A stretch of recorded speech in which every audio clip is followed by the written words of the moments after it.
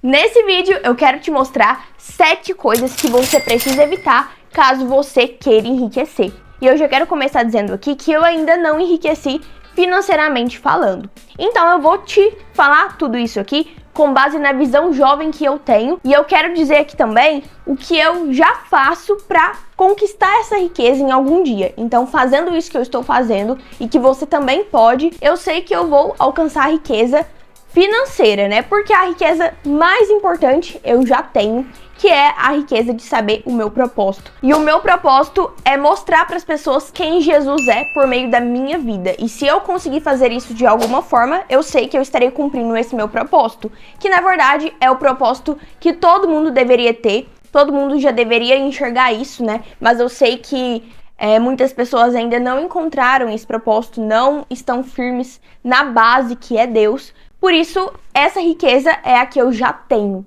Então, a gente está em busca da riqueza financeira. Então, bora lá, sem mais enrolação. No final desse vídeo, eu quero que você, adulto, que já viveu mais do que eu, comente aqui se você concorda comigo ou discorda. Bora já pegar o caderno. Se você quer anotar isso que eu vou falar, fique à vontade, eu recomendo que você anote.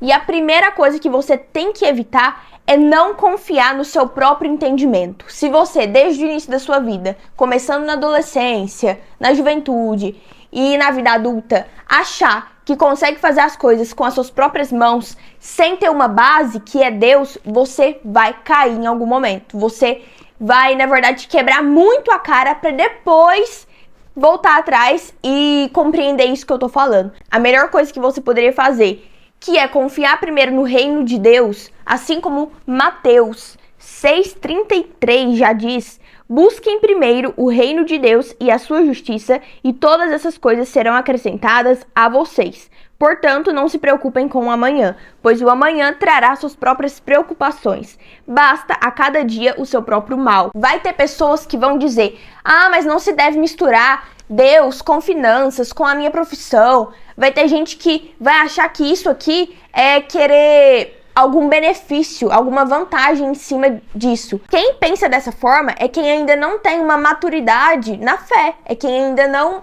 entende de fato a palavra. Não se preocupe se algumas pessoas pensam que você está misturando as coisas, porque eu já ouvi isso e eu estou convicta do que eu estou fazendo. Eu sei que isso daqui é o que todo mundo deveria fazer, que é falar de Deus independente do lugar, independente para quem seja. Agora que você já entendeu a base de tudo, bora para os outros erros que você precisa evitar. O segundo deles é começar a sua vida buscando um trabalho só para ganhar dinheiro, ou então começar a buscar um trabalho que te dê muito dinheiro logo no início da vida. Eu falo isso porque tem pessoas que começam a vida já pensando em quanto vai ganhar, ao invés de pensar o que eu vou aprender, o que eu posso ganhar de aprendizado estando nessa profissão, o que isso vai agregar na minha vida e o que eu posso levar para as outras profissões estando nesse lugar. Porque a sua profissão, o seu primeiro emprego, provavelmente vai ser temporário e é o que deveria ser. Se você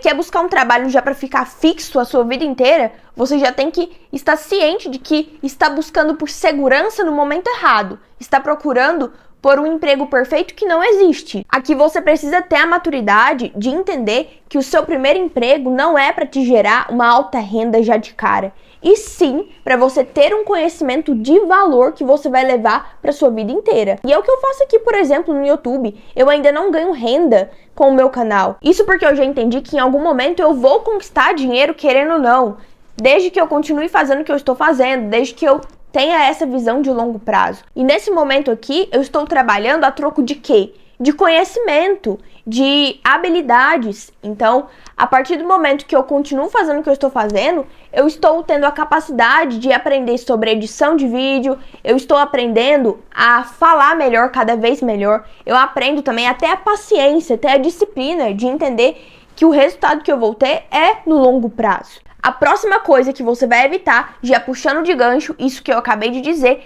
é evitar vender o seu tempo a sua vida toda. Tem gente que quando encontra esse primeiro emprego, como eu acabei de dizer, acha que vai viver a vida inteira naquele emprego. E quando você se torna empregado de alguém, se você acha que você não está vendendo nada, muito pelo contrário, você está vendendo o ativo mais valioso que você tem, o seu tempo. E aqui é onde eu vejo O porquê as pessoas não enriquecem. Ah, já que eu vivi 10 anos nessa empresa, eu não vou me arriscar a sair daqui. E aí essa pessoa sempre vai ter um teto de quanto ganhar. Sempre vai estar ganhando aquele limite. Ou seja, não vai buscar pela habilidade de investir, pela habilidade de vender, habilidade de comunicar, de saber persuasão. E por isso ela não vai ser tão valorizada mais. Você provavelmente vai vender o seu tempo quando você ainda é jovem, está entrando no mercado de trabalho, está começando a sua vida, está começando a ganhar dinheiro. Então, nesse momento, tá ok você ser um empregado de alguém para aprender. É igual eu falei, para buscar ter mais conhecimento, mais qualificação.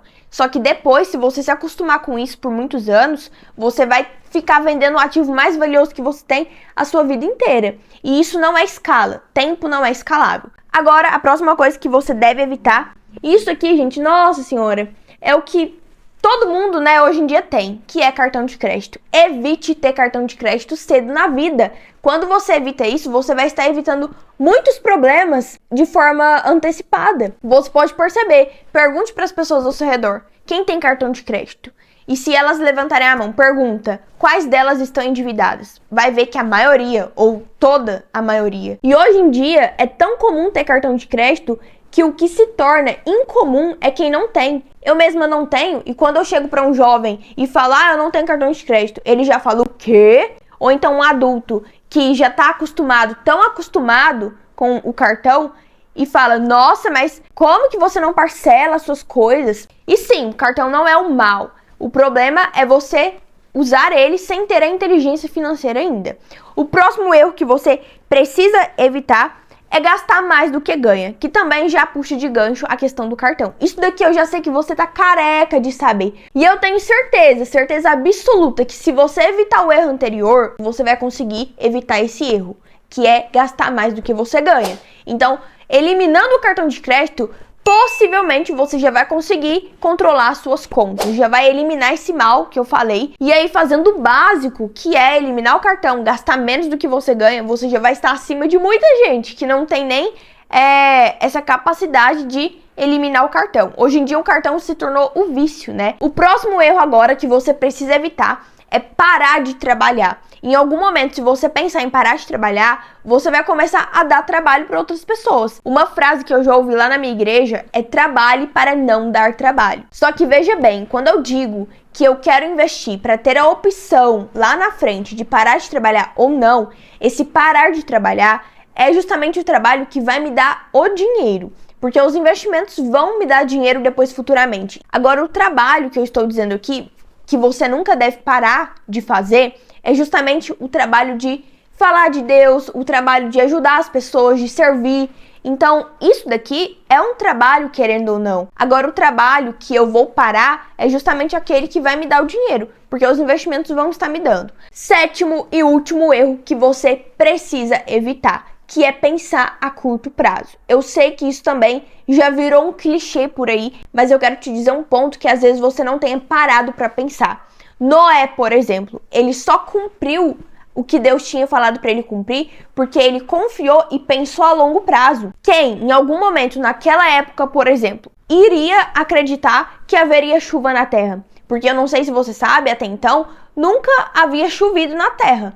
Aí o Noé chega lá para as pessoas e falam, vai acontecer um dilúvio, o mundo vai acabar com a chuva.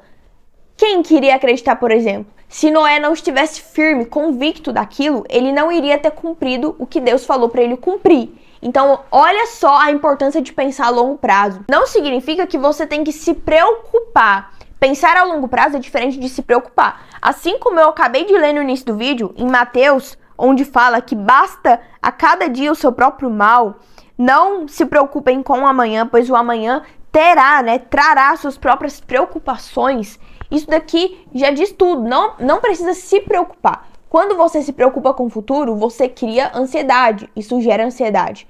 Mas quando você pensa em se planejar, você está se planejando, ou seja, um pé no presente, um pé no futuro, aí você está agindo de forma equilibrada, você não está deixando a preocupação tomar conta. Provavelmente o amanhã vai chegar.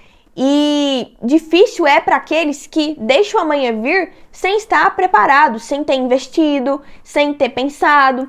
Ou seja, vivo o hoje sim. É importante você viver o presente. Na verdade, é isso que você deve fazer. Só que sempre com um pé aqui no presente e outro no futuro.